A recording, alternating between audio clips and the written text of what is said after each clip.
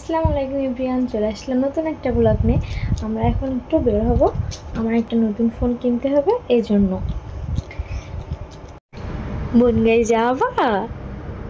হ্যাঁ চলো।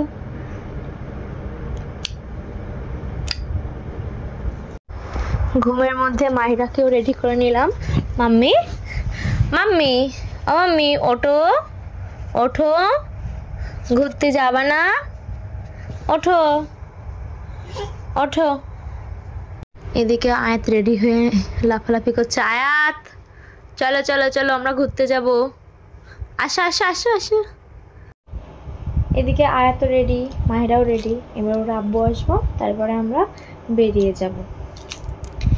আমি যখন যাওয়ার সময় ভিডিও করছি তখন আয়াত আমার ক্যামেরার দিকে খুব সুন্দর করে তাকাই তাকাই ভাবছে যে মাম্মি আমার সাথে কী করছে আর কোথায় যাচ্ছি। এদিকে আয়াতের তো সেই ঘুম পাচ্ছে। ফোন আদৌ কিনলাম কি না এর পরের পার্টটা আমরা নেক্সট পার্টে দিয়ে দেব, নেক্সট পার্ট 2-এ।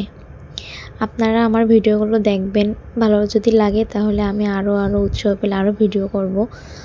আর এই যে হচ্ছে আমাদের বনগাঁর ঘড়ি কাটার মোড়, ঘড়িটা আসলে অনেক সুন্দর, আমার ভালো লাগে, বেশি ভালো লাগে রাতের বেলা।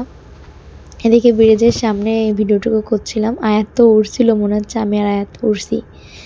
চলে এসছি আমরা দোকানের কাছাকাছি, খুব কাছাকাছি।